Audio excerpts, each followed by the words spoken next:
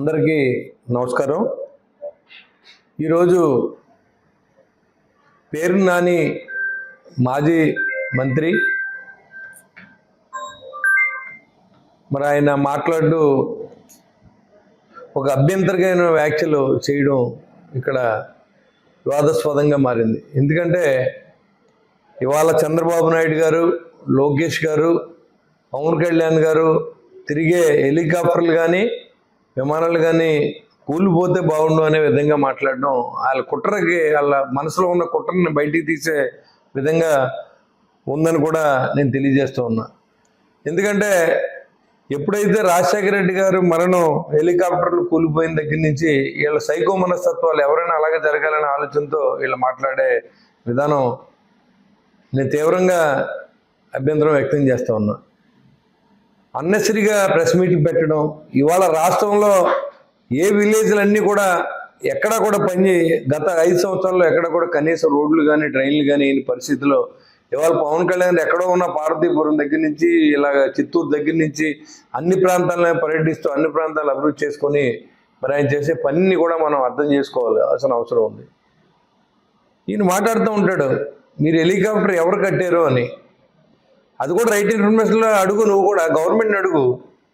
అది కనుక మేము కట్టినట్టు ఉంటే దానికి మీకు ఆన్సర్ చేస్తాం.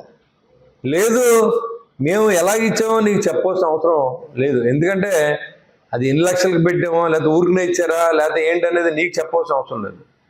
అదే ఆడిట్ అబ్జెక్షన్ వచ్చినప్పుడు లేకపోతే ఎవరిని అడిగినప్పుడు ఖచ్చితంగా దానికి ఆన్సర్ చేస్తాం. ఇవాళ పవన్ కళ్యాణ్ గారు ఒక మాట అంటే ఆయన జీవితాంతకాలం విమానం కొలిచ్చేటువంటి నిర్మాతలు ఉన్నారు, ఫ్రెండ్స్ ఉన్నారు, కుటుంబ సభ్యులు ఉన్నారు, పెద్ద కుటుంబమే ఉంది ఆయన వెనకాల. నువ్వు బ్రతుకుండగా మీ నాన్న చూడలేదు. మీ నాన్నగారు ఎక్కడున్నారో లాస్ట్ టైంలో ఒకసారి గుర్తు తెచ్చుకో. విక్టోరియా గారి ఇంట్లో మరణించారు. ఆయన చాలా పెద్ద మనిషి కృష్ణమూర్తి గారు అంటే. అలాంటి తండ్రి చూడు నువ్వు కూడా ఇవాళ పవన్ కళ్యాణ్ గురించి మాట్లాడడం, పవన్ కళ్యాణ్ గారి గురించి మాట్లాడడం, సిగిలర్లో మాట్లాడడం చాలా హాస్యాస్పదంగా ఉంది. నాని ఇలాగ ఇంకెప్పుడు నువ్వు మాట్లాడొద్దు, ఇది మంచి పద్ధతి కాదు. ఎందుకంటే సింగిలర్లో మాట్లాడడం, నువ్వు ఎలా ఇచ్చావో చెప్పమంటావు, నీకు చెప్పవలసిన అవసరం ఉంది. నువ్వెవరు అసలు? ఇవాళ నువ్వు అడిగావు ఎప్పుడైనా నీ గొడవల్లో నీ ఎన్ని బస్తాల్లో నీ భార్య పేరు మీద ఎంత అక్రమంగా చేసావు అనేది వస్తే నువ్వు ఫైన్ ఎందుకు కట్టావు? నువ్వు అంత నిజాయితీ పరుడు అయితే నువ్వు మాట్లాడుతూ ఉన్నావు. నువ్వు నీ కుటుంబ సభ్యులు నువ్వు చూసుకో, నీ తండ్రిని నువ్వు చూడలేదు అని బందరంతా చెప్తూ ఉంది. ఇవాళ నువ్వు పెద్ద మాటలు మాట్లాడి పవన్ కళ్యాణ్ విమర్శిస్తే పెద్దోడిని అయిపోతుంటే పతనం అయిపోతావు కూడా నేను తెలియజేస్తా ఉన్నా. ఇవాళ పిల్లి శాపనార్థాలు పెట్టినట్టు వాళ్ళకి ఏదైనా జరిగితే బాగుండు, మనం మళ్ళీ వైసీపీ ప్రభుత్వం వచ్చేస్తుంది లేకపోతే అనే ఆలోచన వీళ్ళ దుర్మార్గానికి నిదర్శనం. ఇవాళ మరి జగన్మోహన్ రెడ్డి గారు ఎంత దోబరా ఖర్చు పెట్టడం, మీరు అంతా మంత్రిమండలిలో ఉన్నారు, ఏం మాట్లాడారు మీరు? రాళ్ళకి 800 కోట్లు ఖర్చు పెట్టారు, వ్యాన్లకి సివిల్ సప్లైస్ వ్యాన్లకి 650 కోట్లు ఖర్చు పెట్టారు, కాటాలకు 200 కోట్లు ఖర్చు పెట్టారు. ఇవన్నీ ప్రజల సొమ్ము దుర్వినియోగం అయినప్పుడు నువ్వేమైపోయావు? ఇవాళ పవన్ కళ్యాణ్ గారు సొంత డబ్బుతో తిరుగుతున్నారు. ఆయన ఒక సినిమా యాక్టర్, ఒక సినిమా చేస్తే 100,000 కోట్లు సంపాదించేటువంటి వ్యక్తి. నువ్వేంటి నీకేమన్నా బయటికి వెళ్తే నువ్వేమన్నా రూపాయి ఇస్తాడు నీకు ఎవడన్నా?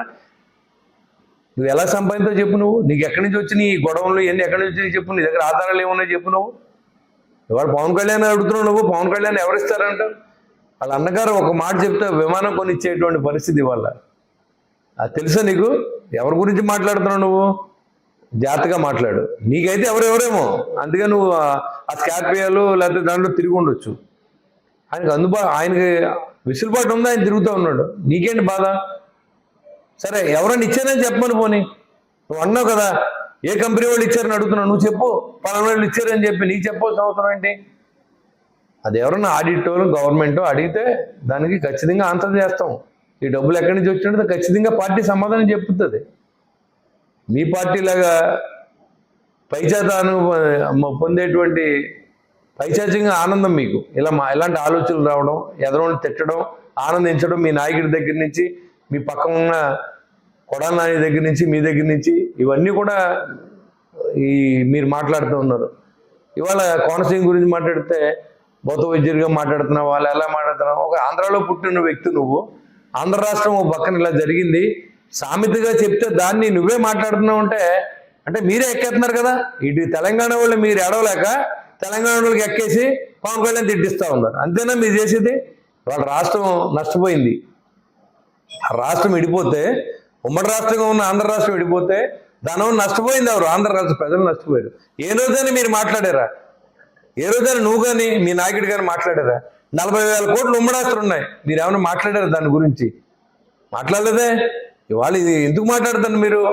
వాళ్ళ ఆంధ్ర వాళ్ళని పచ్చిబూతులు తిట్టాడు కేసీఆర్. ఆ రోజు ఎవరైనా మాట్లాడారా? మమ్మల్ని కూడా తిట్టాడు, వ్యాపారస్తులు తిట్టాడు, దొంగలు అన్నాడు ఆంధ్ర వాళ్ళని. క్షమాపణ చెప్పారు వాళ్ళు? లేదు కదా. నువ్వెందుకు వాళ్ళ గురించి మాట్లాడతావు? అక్కడ అన్నాడు ఆయన పవన్ కళ్యాణ్ గారు, ఒక తల్లి బిడ్డను కూడా అంటది నా దిష్ట తగిలింది ఆయన నీకు అని బొట్టు పెడతా ఉంటుంది. దిష్టి అనే దానికి అర్థం తెలియని మాటలు మాట్లాడుతూ ఉన్నావు. నీకు ఎందుకన్నా నీ గొడవ? నీకు అనవసరం కదా. నువ్వు రాష్ట్రం మీద ఆధారపడి రాష్ట్రం బాగుపడాలనే వ్యక్తుల గురించి నువ్వు విమర్శించడం సరికాదని నీకు తెలియజేస్తా ఉన్నా. ఒక మంత్రి, ఉప ముఖ్యమంత్రి పవన్ కళ్యాణ్ గారు ఉన్న ఫాలోయింగ్ ఏంటి, ఆయనకున్న కుటుంబం ఏంటి, నువ్వు మాట్లాడే భాష ఏంటి, అసలు నీకేం అర్హత ఉందని సింగులర్లో మాట్లాడుతున్నారు పవన్ కళ్యాణ్ గారి గురించి? మర్యాదగా ఉండదని కూడా తెలియజేస్తా ఉన్నా. ఈసారి మాట్లాడితే అంతకన్నా చాలా హార్డ్గా మాట్లాడవలసి ఉంటుంది. ఇప్పుడు మాట్లాడేది కంటే దాన్ని 10 రెట్లు మాట్లాడవచ్చు. మాకు కూడా మాట్లాడుకోవచ్చు. ఎందుకు గొడవ అనవసరం? ఏదో రకంగా ఈ రాష్ట్రం అభివృద్ధి చేయాలని ఆలస్యం తప్పపడే వ్యక్తులు 3 కష్టపడుతూ ఉన్నారు. హెలికాప్టర్లో తిరిగారా, లేదా రోడ్ల మీద తిరిగారా, లేదా కార్ల మీద తిరుగుతారు, ట్రైన్లో తిరుగుతారు, అవసరమైతే ఫ్లైట్లో కూడా తిరుగుతారు అవసరాన్ని బట్టి. మంత్రులందరూ ఫ్లైట్లో తిరగట్లేదా? ఎమ్మెల్యేలంతా ఫ్లైట్లో తిరగట్లేదా? ఆయన సాగితే ఆయన డబ్బులు ఆయన పెట్టుకొని, లేకపోతే ఆయనకి ఏదన్నా అర్జెంట్ పని ఉంటే చార్టెడ్ ఫ్లైట్లో వెళ్ళొచ్చు. దానికి మీకు సంబంధం ఉంది? హెలికాప్టర్లో వెళ్ళొచ్చు. మీరు మాట్లాడతారండి? గవర్నమెంట్లో చూపించండి. మీకు దమ్ముంటే గవర్నమెంట్లో డబ్బు వాడినట్టు చూపించి మాట్లాడు నాని. అంతేగాని నీ ఇష్టానుసారం మాట్లాడితే కుదరదని కూడా తెలియజేస్తా ఉన్నాం. గవర్నమెంట్లో ఏ అకౌంట్ అన్నా పెట్టుకోండి, ఎక్కడన్నా దాంట్లో ఖర్చు రాశారు పవన్ కళ్యాణ్ గారు అంటే దానికి జనసేన పార్టీ తరఫున మేము సమాధానం చెప్తాం. ఏ ఆధారం లేకుండా నువ్వు ఎవడిచ్చాడో చెప్పు. నీకు చెప్పవేంటి? నువ్వేమన్నా బాసవా మాకేంటి? మా అవసరాలు రీత్యా చార్టెడ్ ఫ్లైట్ పెట్టుకుంటాము, లేకపోతే ఏం జరుగుతుందో మా అవసరాన్ని బట్టి మేము చేస్తాం. మమ్మల్ని అడిగినప్పుడు మేము ఖచ్చితంగా చెప్తాం. నువ్వు లెక్కెడుతున్నావు అంటే ఎన్నిసార్లు వెళ్ళిందని. ఇదే పనిలో ఉన్నావు, ఎయిర్పోర్ట్లో ఉండి. ఆలోచించి ఒకసారి మాట్లాడేటప్పుడు మర్యాదగా మాట్లాడమని కూడా నేను తెలియజేస్తా ఉన్నా. ఇవాళ నువ్వే అన్నావు కూటమి ప్రభుత్వం మంచిది కాబట్టి నీ భార్యని బయటికి లాక్కూడదని చెప్పి, నీ భార్య మీద పేరు మీద వ్యాపారం ఉంది కాబట్టి ఎక్కడ కూడా సంయమనం పాటించి ఎవరు కూడా ఆ మహాతల్లిని రోడ్డు మీద లాగలేదు. కానీ నువ్వు ఇలాంటి మాటలు మాట్లాడితే అందరూ లాగుతారు.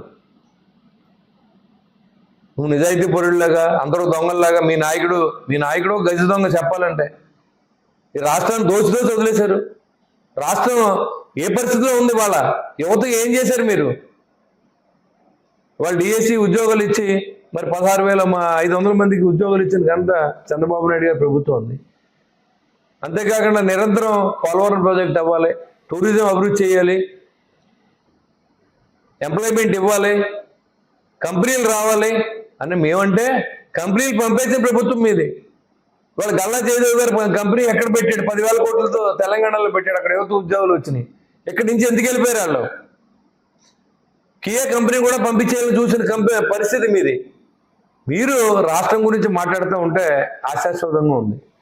కాబట్టి ఈసారి ఎప్పుడైనా మాట్లాడినప్పుడు ఇలాంటి భాష వాడొద్దని మనం మాట్లాడితే కొంచెం హోదాగా ఉండాలి. అది మానేసి పవన్ కళ్యాణ్ అంటే నీకు కలిసి వచ్చింది పవన్ కళ్యాణ్ అని అనండి. మిమ్మల్ని అనలేదుగా, మిమ్మల్ని సింగులర్లో మాట్లాడలేదు కదా, మీ నాయకుడిని అనలేదు కదా, జగన్మోహన్ రెడ్డి గారే కదా అన్నాం మేము. నువ్వేంటి సింగులర్లో మాట్లాడుతున్నావు? నువ్వు పవన్ కళ్యాణ్ నీ డబ్బులు ఎక్కడి నుంచి వచ్చినాయి? పవన్ కళ్యాణ్ సినిమా చేస్తే ఎంత వస్తుంది? పవన్ కళ్యాణ్ ఫాలోయింగ్ ఎంత? నువ్వు మాట్లాడిద్ది ఎంత? నువ్వు రోడ్డు మీద వెళ్తే 10 మంది రారు నీ వెనకాల. పవన్ కళ్యాణ్ వస్తే ఆ ఏరియా అంతా ఆయన కూడా ఉంటుంది. ఆయనతో కలిసి నడిస్తే చాలు అనేటువంటి యువత ఉన్నారు. ఇవాళ జనసేన పార్టీ అంటేనే జనబలం ఉన్న పార్టీ. నోటుకు వచ్చినట్టు ఏది పడితే అది మాట్లాడితే మర్యాదగా ఉండదని కూడా నీకు నేను హెచ్చరిస్తా ఉన్నాను. మీరు అడగండి. మీరు రైట్ ఇన్ఫర్మేషన్ యాక్ట్లో అడిగానంటున్నారు, తీసుకోండి. మీరు కూడా మాజీ మంత్రిగా ఉన్నారు కదా. ఇవాళ పవన్ కళ్యాణ్ గారి కుటుంబం ఎంత ఉంది? వాళ్ళ అన్నగారి పరిస్థితి ఏంటి? ఆయన పరిస్థితి ఏంటి? ఆయన అడగమనండి, ఒక విమానం కొనిస్తారు. అలాంటి ఫాలోయర్స్ ఉన్నారు పవన్ కళ్యాణ్ గారు. కాబట్టి ఇవన్నీ కూడా మీరు ఒకసారి ఆలోచన చేసి ప్రెస్ మీట్లు పెట్టి మాట్లాడితే మంచిది. కాడి నుంచి మేము కూడా మీరు వాడిన భాష వాడవలసి ఉంటుంది. మీకంటే రెక్లెస్ కూడా మాకు కూడా మాట్లాడుకోవచ్చు, కానీ అది మంచి పద్ధతి కాదు. ఓ బాధ్యత గల పదవిలో చేసి ఓ మంత్రిగా ఉండి 2-3 సార్లు ఎమ్మెల్యే అయిన వ్యక్తి నువ్వు మాట్లాడుతున్నావు ఒక ముఖ్యమంత్రి గురించి. ఒక మంచి సినిమా యాక్టర్, ప్రపంచ దేశాల్లో అన్ని చోట్ల కూడా ఆయన గుర్తింపు ఉన్న వ్యక్తి. వాళ్ళు మేము వెళ్తేనే ఇతర దేశాలు వెళ్తే వాళ్ళ జనసేన పార్టీ నుంచి ఎంతో ఆదరణ లభిస్తుంది. అలాంటి పార్టీలో మేము ఉన్నాం. ఆయన వల్ల మేము ఈరోజు ఈ స్థితిలో ఉన్నాం. ఆయన కూడా ఇవాళ ఆయన ఎంతో కష్టపడి ఈరోజు పార్టీ నిర్మించి ఎన్నో నీలాంటి వాళ్ళు ఎంతోమంది ఆయన విమర్శలు చేసిన, తల్లిని పెళ్ళాలని తిట్టిన, ఈరోజు ఆయన చిరునవ్వుతో సమాధానం చెప్పాడు తప్ప ఎప్పుడు మీ మాటలకి సమాధానం చెప్పలేదు. కానీ నుంచి మీరు మాట్లాడితే చూస్తాం ఊరుకోవడానికి ఎవరు సిద్ధంగా లేరని కూడా మీకు నేను తెలియజేసుకుంటూ, ఇలాంటి భాష వాడొద్దు. మీకు ఏదైనా అనుమానం ఉంటే గవర్నమెంట్ ఆడిట్లో చెక్ చేయించండి. ఏ డిపార్ట్మెంట్ నుంచి అయినా బిల్లు ఇచ్చినా, ఏ వ్యక్తి అయినా నేను డబ్బులు ఇచ్చినా దానికి ఖచ్చితంగా నేను ఆశ చేస్తానని చెప్పి కూడా మీకు తెలియజేసుకుంటూ, మరొకసారి ఇలాంటి ప్రెస్ మీట్లు, ఇలాంటి వృధా డైలాగులు, జనాన్ని డైవర్షన్ చేసే మానేయమని చెప్పి నేను మీకు ఎత్తో పలుకుతున్నాను.